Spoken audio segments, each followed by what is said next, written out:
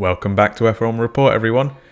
The Eifel Grand Prix at the Nürburgring is in the bag, and we are quickly moving on to the final third of the season. Let's take a look at the events over the course of the weekend. We'll start with qualifying as usual. This will give us a picture of how the teams came into the race. At the sharp end of the grid was the front three we are used to, albeit in a different order. Bottas was the man on pole, with Hamilton in second, completing a front row lockout for Mercedes, and Verstappen slotting into his usual third place. Behind him, we had Leclerc taking a very surprising and impressive fourth place. Fifth was Albon, sixth was Ricciardo, followed by his teammate Ocon in seventh. Norris was in eighth, Perez in ninth, and Sainz rounded out the top 10. In 11th, we had Vettel at his home GP for this season. After him, we had Gasly and Kvyat, who will probably be disappointed in their qualifying. In 14th, we had Giovinazzi, who was very impressive, getting out of Q1 for the first time this season. He was joined in Q2 by Magnussen. Out in Q3 was Grosjean in 16th, followed by the two Williams of Russell and Latifi in 16th and 17th respectively. Raikkonen in 19th, and at the back of the field we had Hülkenberg. We'll certainly talk about how he came to be in the grid when we get into the talking points later. This race is historically rarely won by the man on pole, so was this the case this time out? Let's dive into our race results. And indeed it was. Our race winner today was Lewis Hamilton, and a massive congratulations to him on equalling Michael Schumacher's record of 91 race wins.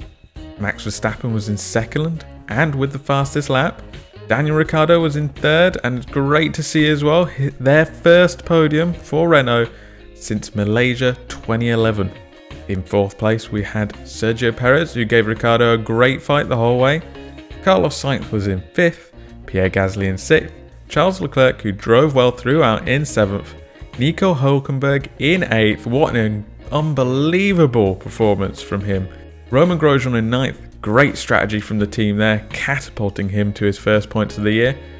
And Antonio Giovinazzi rounding out the top 10 with a solid drive too. Sebastian Vettel misses out in 11th place. Kimi Raikkonen also setting a record for the most race starts ever in 12th. Kevin Magnussen in 13th. Nicholas Latifi in 14th. And Daniel Kvyat rounding out the finishes in 15th. Our DNS for this race were Lando Norris, Alex Albon, Esteban Ocon, Valtteri Bottas and George Russell. Though the conditions for the race were very typical of the Nürburgring, as in, it's not what anybody predicted.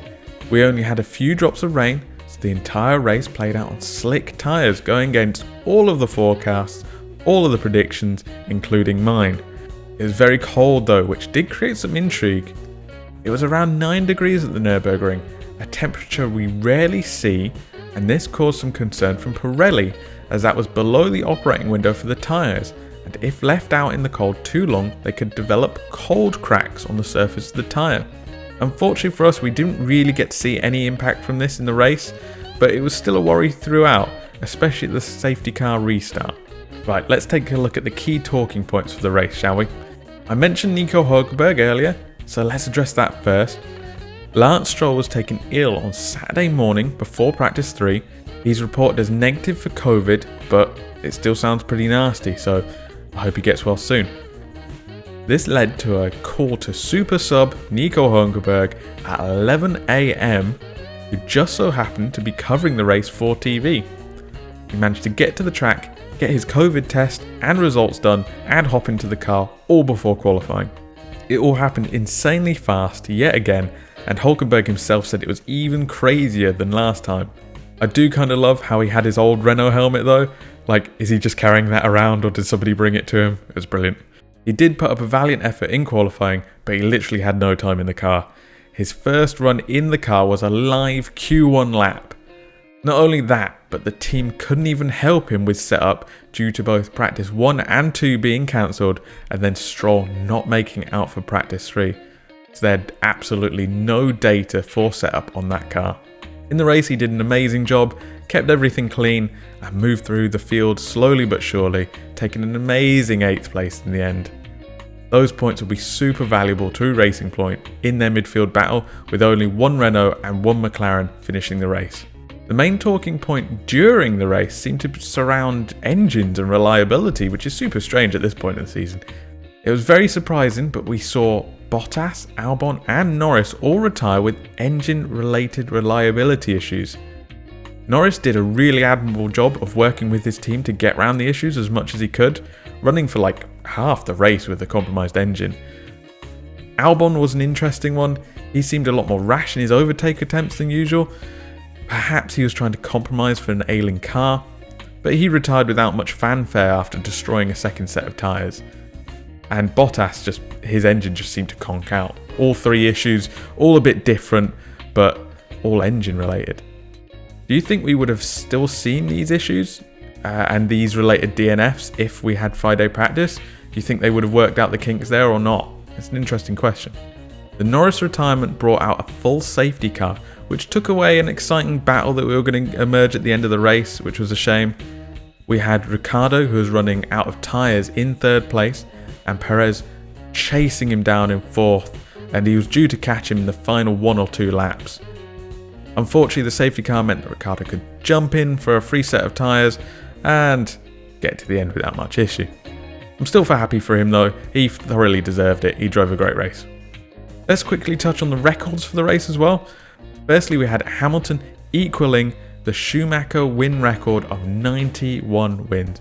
What an incredible achievement, and it was really nice to see Mick Schumacher pass over one of his dad's old helmets after the race as well. That was really touching.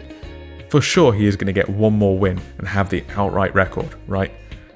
My question to you would be, does this make him the best driver of all time, or do you think other factors can play into that? The other man to congratulate is Kimi Räikkönen. He is now the outright holder for the most race starts ever with 323. And if the rumours are to be believed, he'll be adding a whole bunch more to that next season. I don't know where he keeps his fountain of youth, but I want some. And not bad for a man who considers F1 a hobby, hey? So, how did my team and driver to watch do? Well, I'm very happy, honestly. I think my jinx might finally be over. Sure, I predicted a wet race, but let's just ignore that, shall we? I picked Verstappen as my driver to watch, and while not mounting a consistent challenge, he was close enough to keep Hamilton on his toes and secured a second place. A good day at the office with the fastest lap too. My team to watch was Renault. Ocon didn't run particularly well whilst he was out there, and then he did retire later with a hydraulics issue, so not a great Sunday for him. However, on the other side of the garage was a different story. Ricciardo secured the team's first podium since 2011 in Malaysia with Nick Heidfeld, but not only that, he secured a new tattoo for Cyril Abiteboul, which is an amazing bet, and I really hope Abiteboul goes through with it. My pick was based on seeing Renault move forward so well in the recent races, and I wanted to see them go that one better and get a podium, so I'm really happy that came off. But do you think Ricciardo will feel a little sad for leaving at the end of the season, knowing how he's taken the team such a long way? What do you think? So, what's next? Another week off before a double header. First off, we arrive in Portugal for another special race on the 25th of October, and then we go back to Italy, specifically Imola this time, for a Grand Prix on the 1st of November. So stay tuned for those. How did you guys find this race? Is there anyone or anything that caught your eye? Let me know in the comments, and I'll catch you in the next one.